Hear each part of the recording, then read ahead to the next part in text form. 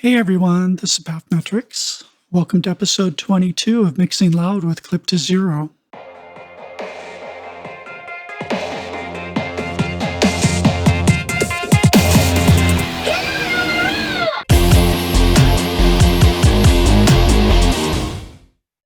In this episode, I'll be explaining some considerations about mixbus compression, also known as mastering compression or just bus compression.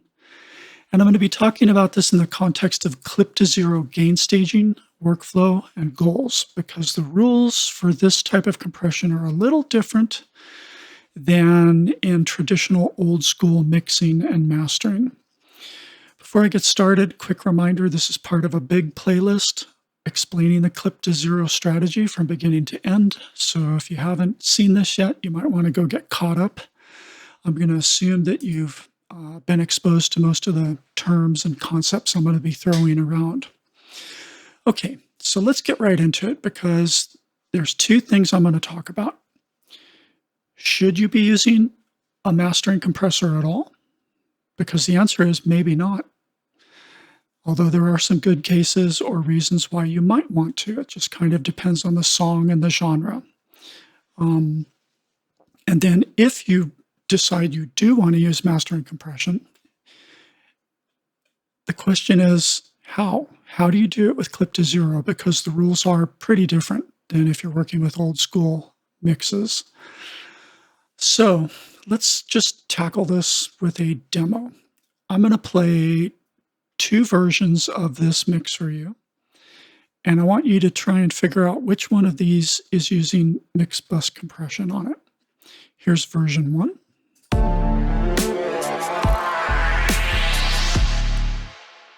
Here's version 2.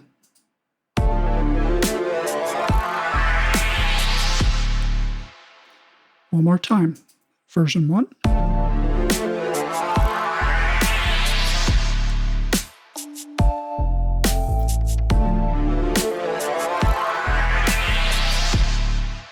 And version 2.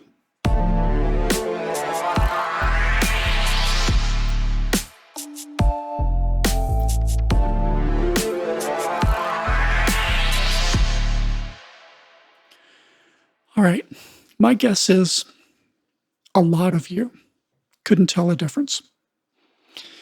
Those of you who really work with compressors a lot, really have tuned your ear to listen for what compressors do, may have identified version 2 as the one that had mixbus compression on it. But the main takeaway here is that whether you can recognize it or not, when mixbus compression is done right, it's incredibly subtle and incredibly transparent. It's almost subliminal, subconscious, right? You don't want anyone to notice it except a really good producer or engineer with a really good ear, right? Your listeners are never going to hear the difference.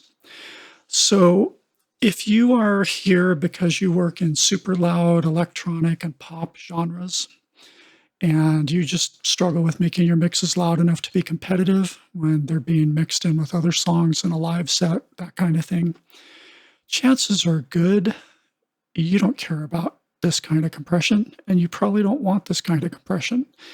It's one of these things that you can spend a lot of time and effort and money for plugins trying to squeeze out just another 2% or 3% or 5% extra goodness on your mix, right? A lot of effort for very little return. It's a diminishing returns kind of scenario. And if you can't hear compression really well, if you haven't really trained yourself to be used to doing and working with compressors, you can almost get yourself in more trouble than you have the potential to do good. Like you could mess up your song with too much heavy-handed kind of compression in this vein. So that's the first thing I really want to impress on you is you may not care about this. It may not be an issue. And I don't want you to walk away thinking, I have to figure out how to do mastering compression, because you may not need to. Now, if you're working in other genres that are a lot more dynamic and not necessarily loud, aggressive, dense, hot, in your face kind of dance and pop music, then yeah, mix bus compression can bring a lot of subtlety and nuance to the table and help your mixes, even help make them feel a little more energetic than they might already be by this point in the process. So there are times when it can be really beneficial. So what I'm going to do is kind of leave it up to you to decide when and if you want to do this. I'm going to show you how to do it in the context of clip to zero, how to do it right. And I'll just say that for myself, even though I do work in loud, dense dance music genres, I will always try mix bus compression as I get into final mastering. I'll see if it helps. I'll see if I like it. I'll see if I notice it. If I like it, I'll keep it. If I don't like it, I won't keep it. It just depends. It really depends on the song. I hear what it sounds like, and in a lot of cases, I do like what it sounds like, even though it's very subtle. But that's me. Your mileage may vary, so there we go. Now, a couple big picture things before I show you the how and why. Mix bus compression will reduce the loudness of your final result up to that point by just a little bit. If it's done right, if you overdo it, it's going to suck a lot of the loudness and density and energy out of your mix. So that's one clue you're doing it wrong. If you turn on the compressor and everything sounds a little more dead and lifeless, you did it wrong, right?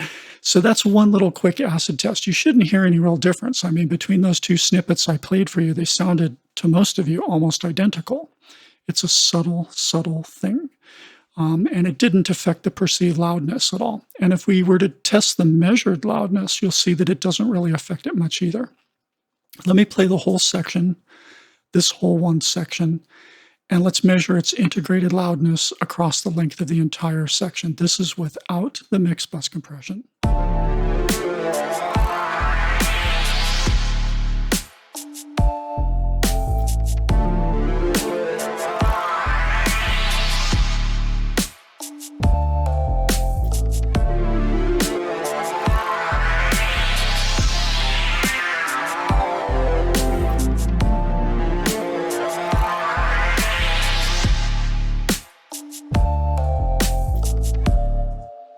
Negative 6.8 LUFS. That's what we measure integrated.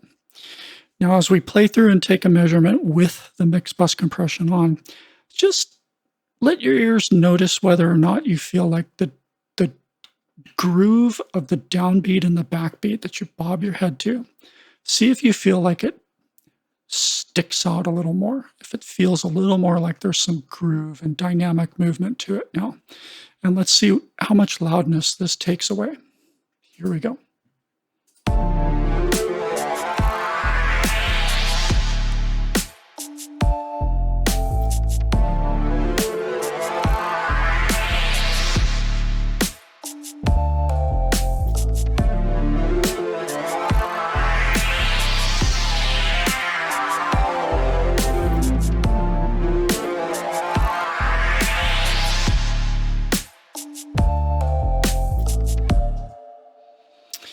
So we lost a whole whopping 0.28 LUFS.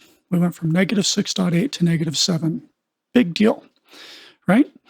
In terms of perceived loudness, if you're doing it right, you're not going to hurt your loudness. So don't be afraid of mix bus compression for that reason.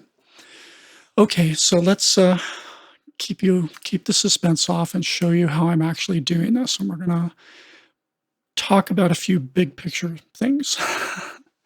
I'm doing this with FabFilter Pro C, and I'm doing it with FabFilter Pro C instead of some other classic, well-known bus compressors, such as any kind of SSLG emulation. For example, the Glue by Cytomic is an SSLG bus compressor model.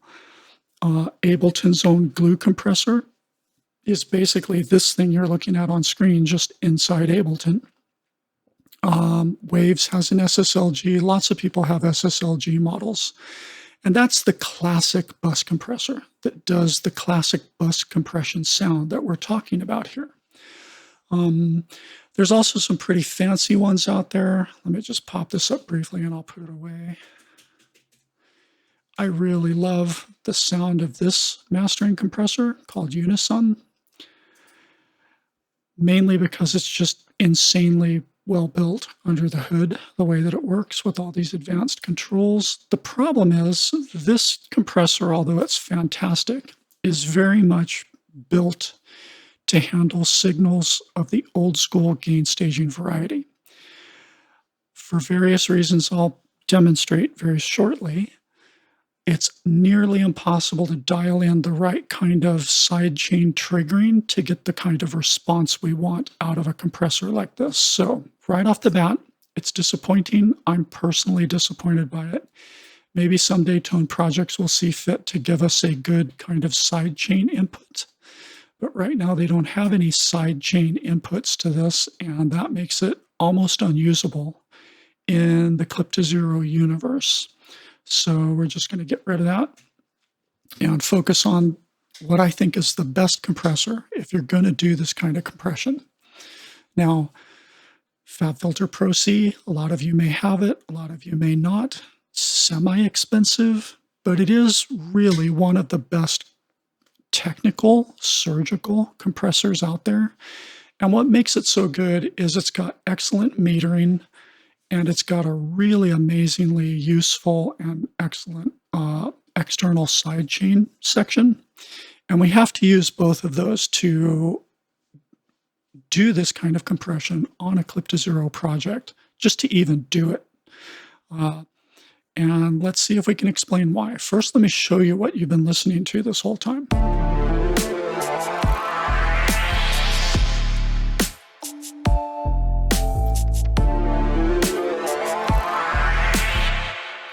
All right, we're looking at a pretty zoomed in graph.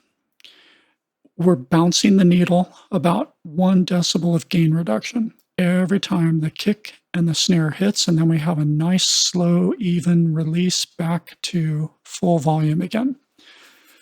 Now, it can be easier to hear what it's doing if I mute the drums and we listen to just the tonal track.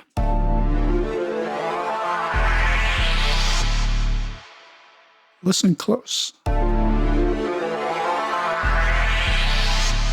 Can your ears hear what the graph is showing you is happening? It's difficult to hear because it's only a decibel of reduction.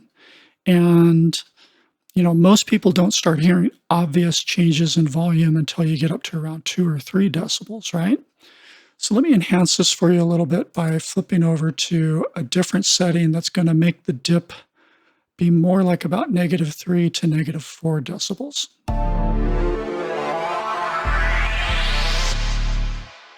Now you can hear it, right? It's like, this pumping.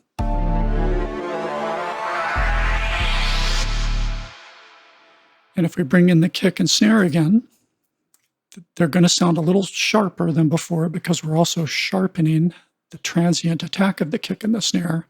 But you should be able to hear this audible gapping or pumping between the hit of the kick or the snare and then the swell up of sound that happens just a moment later.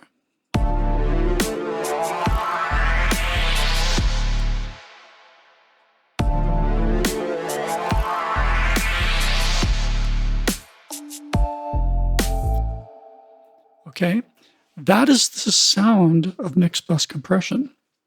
In fact, when you're setting your compression, when you're trying to figure out your attack and release settings for this style of compression, you often exaggerate it to the point where you can hear very clearly that audible pumping. It's cut down and then it swells back up kind of a fraction of a second later, and you can hear the pumping and swelling back up. So it's like busho, busho, busho, busho, right? After each kick and snare pulse. And you can kind of hear it if you turn down the kick and snare relative to the most of the sound that's getting pumped, which is this tonal section. So I'm going to play with the kick and snare fader here.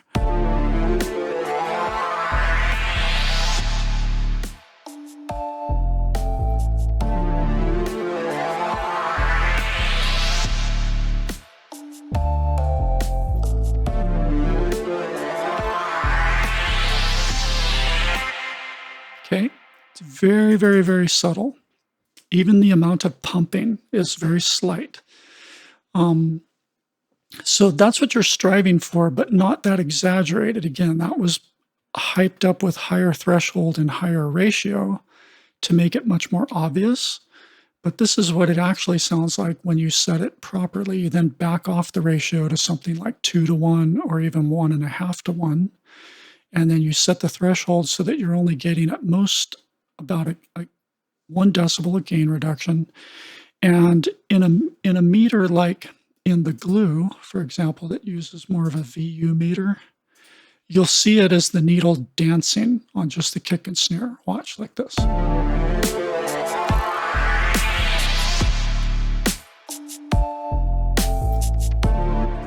That's all you should ever see on a bus compressor is that tiny amount of gain reduction.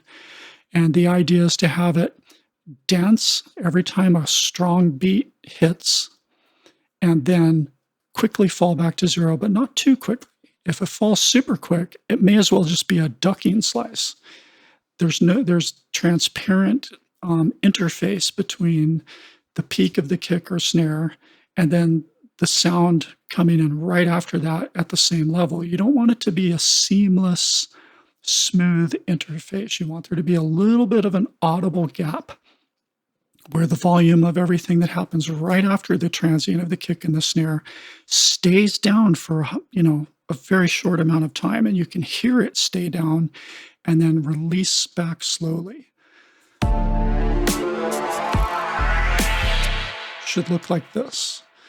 So you could do this with something like the glue if you have the glue, and if you're an Ableton person watching this, you can use glue compressor and get this same basic feel. Make sure you turn off soft clip. Don't use soft clipping on this. Just use the straight compressor with settings kind of like you see here. 30 millisecond attack. Keep it at a 2 to 1 ratio. The release time is what will affect the pumping, of course, right? So either usually a .2 or a .4 is the right amount of pumping. That's 200 milliseconds and 400 milliseconds. And you don't want any makeup gain at all.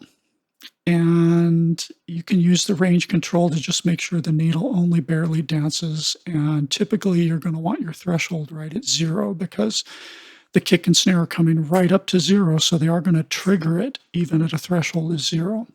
Compressor on, no peak clip, full wet. And this is the part that counts. You need to trigger this with your drum bus or with some sub bus that has your kick and your snare in it. You don't want it to be listening to the full mix on your mix bus or master. Okay, it has to be triggered only by the kick and the snare. Watch what happens if I turn off the sidechain input, which is coming from the drums master. Now we're going to see this needle constantly moving. See how it just stays up there? That's not what you want because that's just holding the volume down and wiggling it ever so slightly. And that's not cutting a groove. That's not enhancing the beat, your downbeat and backbeat. It's just turning on and staying on, and that's not doing you any good at all, right? So you have to use an external sidechain input, and you have to drive this with the pulse of the kick and the snare on your drums bus. There's the high pass filter. Honestly, this is not going to help you too much when you need it to respond to both the kick and the snare. You can experiment with this, but your mileage may vary, and it's a very blunt sledgehammer kind of control instead of a fine surgical scalpel. And I find that it's difficult to really find the right sidechain input to trigger the behavior of the compressor. This is why I don't use the glue, even though I have it. And what I just said will become a little more plain and obvious and clear as I show you how we set the sidechain in Pro C, which is much more surgical about how we do this. So I haven't found a compressor out there that is better for this in the clip to zero world than Pro C. And it's largely because of this sidechain. Again, we're bringing in the pre-fader signal from my drums bus. And this is another reason I collapse all my project buses up under one tonal bus and one drums bus, because it allows me to do this kind of surgical mastering compression at the end, and hear clearly what's going on and set it up correctly and so on. So the basic idea is you want this bus to drive the compressor, and yet the compressor is going to act on the whole signal at the master, the combination of the drums and the tonal information, right? It's going to do two things. It's going to sharpen the transients of the kick and the snare themselves a little bit. And then it's also going to hold down all the sound for a pretty long time and then pump it back up. So you hear that audible pumping, but at this small 1 decibel of gain reduction, it's very subtle. That's what we want, subtle and transparent, but there. Okay, so once you have the sidechain input coming in correctly, in Pro C itself, you expand out this bottom section and you set this button to external. So it's listening to the external sidechain input. And you turn on the audition button. And then what we need to do is find the spot in the drum bus where the kick and the snare's knock or thump or body punch are usually located, which is usually right around 100 to 200 to 300 hertz, somewhere in this region, the low mids. And you want to filter everything else out so that you get an even amount of compression push down for both the kick and the snare. So this is what it should mostly sound like.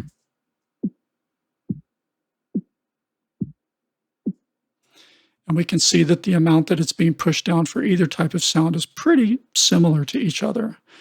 Now, just to show you a couple other tricks, because we're working with peaks that are touching 0 dB full scale, you need to take this external signal and drop it down by about 6 dB so that you have a little room to work with this threshold knob. Otherwise, every kick and snare hit's going to be coming right up to 0 on this little threshold knob, and it's hard to actually fine-tune the threshold. So when you bring in your drums, or right, drop the volume by about 6 dB so that this whole side chain is quiet.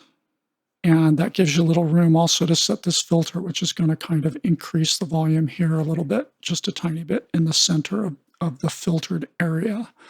So set this to -6. That's just a good rule of thumb. And then it'll give you room to play with your threshold.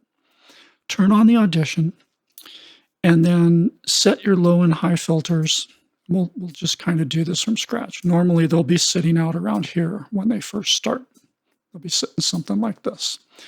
So you listen to it, and what we're going to do is kind of bring the range in tight, and then kind of like a band pass filter, sweep it all around until we find that one spot where we hear it as the same kind of intensity. And we also see on the graph that it's hitting the same amount of volume. So watch the problem here with this original default setting after we turn these two filters on. We've got this burbly, gritty reaction on the kick, and then the snare isn't coming down nearly as far. Right? So we've got too many different characteristics of the kick and the snare in this region, and it's not giving us the smooth, snappy behavior we want, right? So what you do is I recommend you bring everything in tight until you just start to get a little bit of a band passy looking hump right here. And then click away, grab all 3 of those points and start sliding it around this way while we listen and watch up here. Okay, so watch what happens as we go from high to low.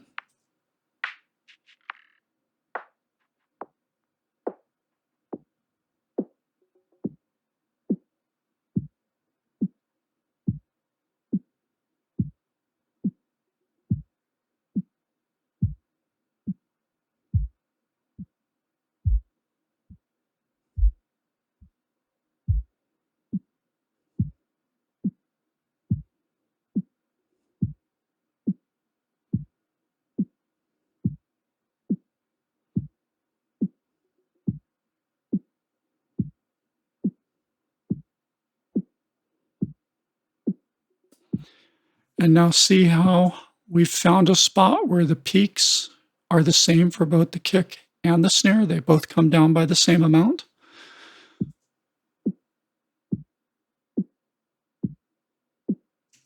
That's pretty much what you want, okay? So then you turn the audition off, and now it's just sending the signal through up here. And you start with your threshold at 0. Set your ratio to something like 2:1. Typically what I recommend to start with. I test 2:1 and I test 1.5:1. But we'll start with 2:1 because that'll be a little more obvious, a little bit more of a dip. And then I recommend you start with your attack at about 30 milliseconds. That's usually a good sweet spot. You can go up to about 30 to 50 milliseconds. Seems to be a good range, maybe 25 to 50 milliseconds.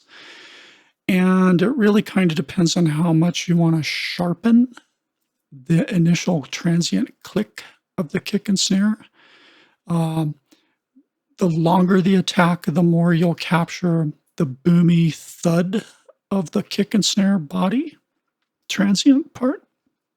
The shorter, the more you'll enhance the sharpness of it. Probably you don't want to go any shorter than 25. And I typically start at 30 and tweak a little bit in either direction from there. For the release, start at about 250 milliseconds. That's almost always the sweet spot, 200 to 250 for hearing the audible pumping. A little shorter and it'll be less audible. A little longer and the pumpy gap will take longer and be more noticeable, but it's very subtle in large part because we're also using the bus algorithm. Now, let's explain these a little bit. These are different behavior models.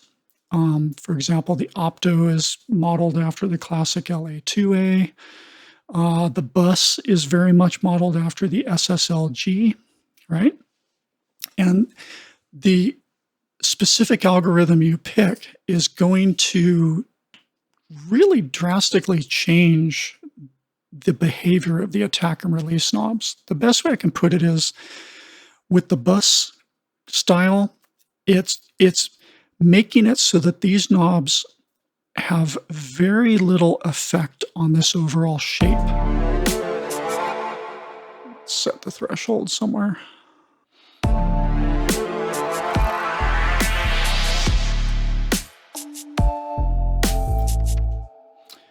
And, that's pretty much the right starting spot. And you can simply toggle on and off and see if you can hear the difference, if your ear is good at hearing this kind of compression. Here's with it off.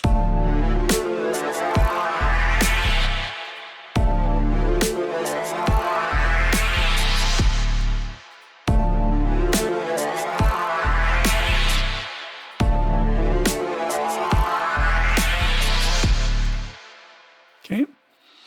That may be good enough, depending on how adept you are at this, at hearing the difference. That may be enough. But if you need help, if you need more, the trick now is to do copy, to take these starting settings and flip over to the B copy you just made.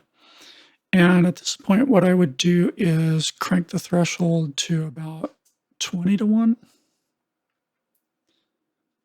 Fab filter is so clunky in this way. All right, 17:1 I'll have to do. Take your threshold down a little more, and then this will enhance or accentuate the amount of compression. You'll be able to hear it a little more clearly.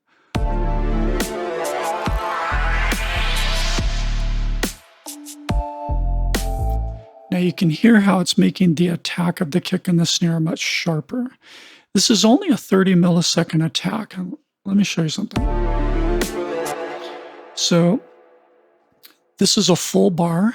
This is a quarter note, quarter note. This song is in halftime, so the kick is here, the snare is over here.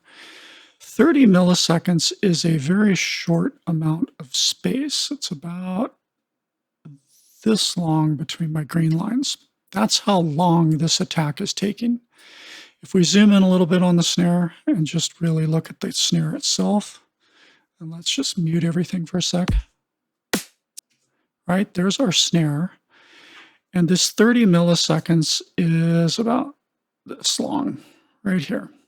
So it's the first third of the snare, first half of the snare, however you want to think of it.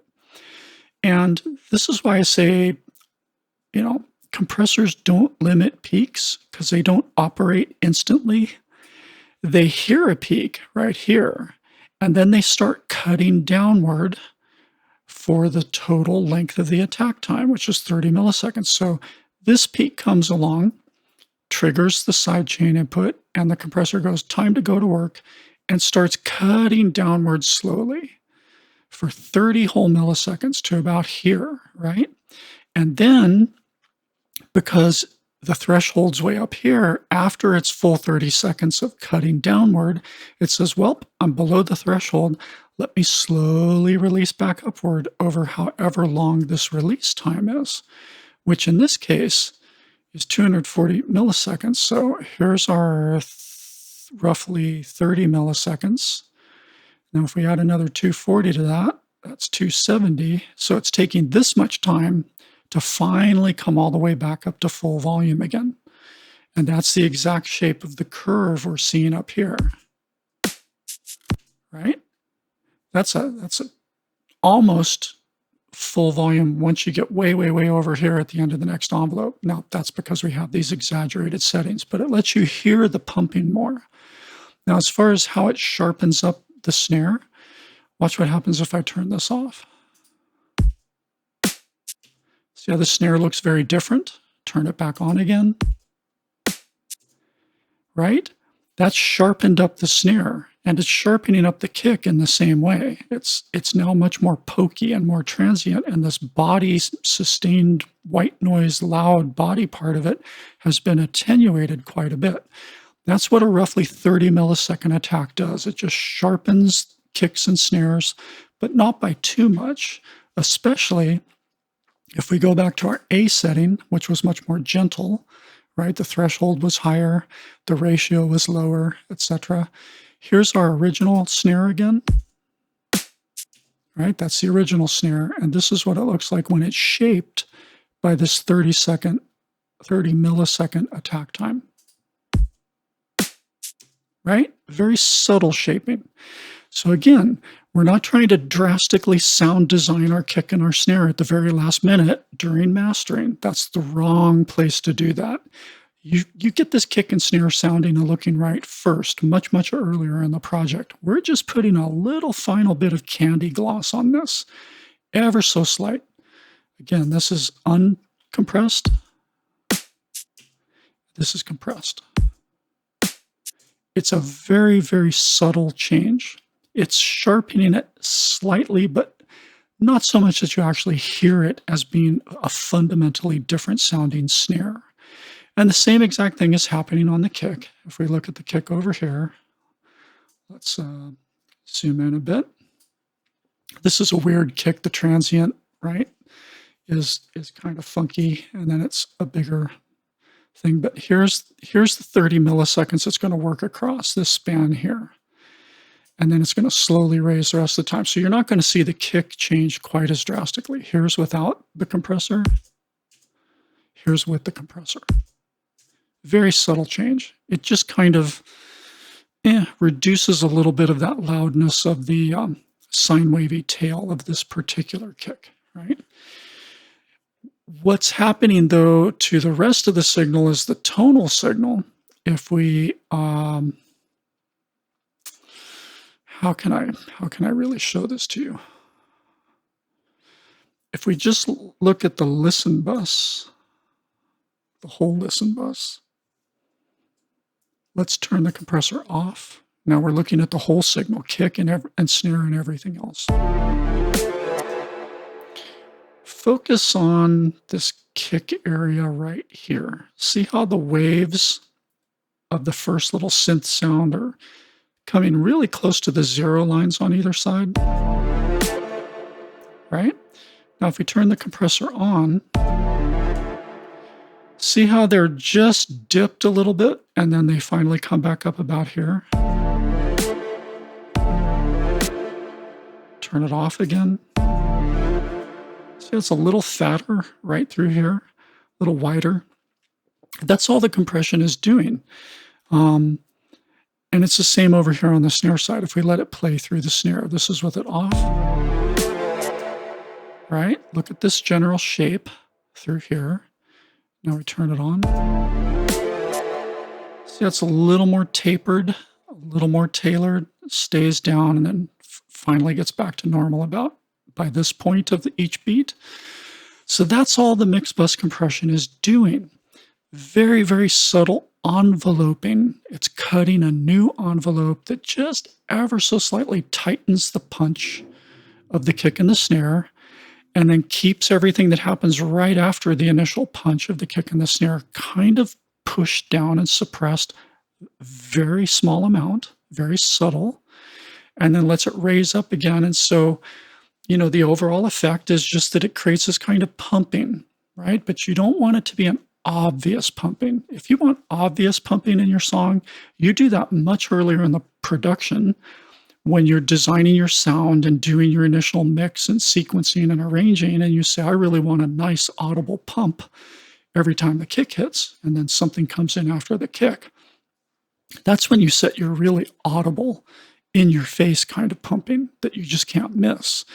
This is much more subtle, and this is also perhaps more noticeable in music that isn't dance music, right? Dance music is already going to have often a certain amount of pump to begin with, because that enhances the rhythmic feel and punchiness of things. But if you're doing, more acoustic singer-songwriter stuff, or a straight-ahead rock or alternative track or something like that, you may not feel like your rhythmic groove is as tight and accentuated as it could be. And that's when a little bit of subtle shaping like this can help. Now, if you want to play with these release times and hear what they do, let's try that. Let's increase the release first. I'm gonna actually do a short release, and then I'm gonna do a fairly long release, around 500 milliseconds. And what I want to really point out is when you're using the bus algorithm, those envelopes don't look that much different. It's a subtle difference. Look again, here's a short release at about 88 milliseconds versus a long release at 500 milliseconds. It is longer. It's taking longer to get up there, but the main cut, the main shape of that V cut is pretty similar. The distance or the gap is not that big, and that's because this algorithm is constraining you a little bit. It's constraining the behavior of these knobs to be very subtle, because there's just a certain sound that the SSLG has. There's a certain cut and release, overall length and shape, that is just the sound of bus compression. And so they kind of keep you in that groove, and they don't let you get in too much trouble by getting too fancy with your attack and release. If I push this way out here to something ridiculous like 1.2 milliseconds, then we clearly see we're not even getting back to zero again, because it's just too long. So it is giving you some control, but it's a subtle amount of control. So don't obsess too much about these values. My advice is stay within about 150 to about 400 or 500 milliseconds and just experiment. See if you can hear the pump increasing or decreasing. And just be aware that the shorter you make the release, the less pumping you're going to hear. And that's not necessarily what you want in this type of compression. You want to hear the pumping, but just barely. This is, unfortunately, really the only tool that can do this kind of compression on everything's already squashed and stretched right up to a tight dynamic range, and everything's grazing zero all the time. This is the only one that's going to let you do it. And you can only do it if you keep your drums somehow separate, or at least have some sub bus somewhere that gets your kick sound and your snare sound into a single bus that you can use as an input to the side chain of this plugin. And the main reason I recommend Pro C again is because this audition feature and the way you can tighten up the band super tight and find the exact spot where the effect is even between the kick and the snare. That's the main reason I recommend Pro C with the bus algorithm. Another thing that can help, sometimes if you really want to teach yourself to hear the pumping, this little audition button here makes the pumping really obvious. It's showing you what's being dipped and for how long. It gives you a feel for how long it is. I'm going to turn on this little thing to make it louder and more obvious for us. Right, so that's with a 400 millisecond release. Let's shorten it up.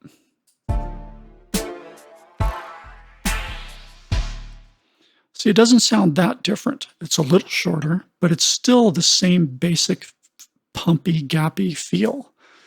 500 versus 100. 500. Let's make it 500. Right? It's there, but it's subtle. And again, here's my sweet spot around 250. No other compressor really gives you all these features in one package. And that's why Pro C is, for better or worse, the best tool for the job for this type of compression. Again, if you go, wow, I really have trouble hearing this, I really have trouble understanding this, don't feel bad. Compression is hard. It's one of the hardest things about production and audio engineering. And it's, one thing that separates the really excellent mix engineers and mastering engineers from everyone else is they can make compressors sing and dance and do amazing things. As a producer, especially if you work in loud genres, I personally think you're better off kind of avoiding compressors for a long time. And then when you start really trying to wrap your head around them, you have to do a lot of experimentation like this and figure out ways to exaggerate what they're doing, teach yourself how to hear them, teach yourself to understand what they do. They do not control dynamic range. They change the feel of the signal. They change the relationship between the transients and the sustain. They make things, a downward compression like this makes things more pokey, more accentuated, more groove. Upward compression or parallel compression makes the quieter parts of the signal hidden in the sustain much louder than before.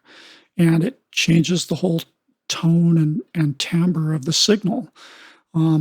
Things like reverb get a lot more louder and in your face and so on. And you have to play with compressors and experiment until you kind of get a feel for when to use upward compression, when to use parallel compression, when to use downward compression, when to use OTT style multi-band upward and downward compression at the same time, which does really interesting things. But they're all different. And they change the feel and sound in some ways of your signals very much. What they don't do is control peaks. That's what clippers are for, and limiters, which are just a different way of clipping. So hopefully this has been helpful, and I'll see you in the next video.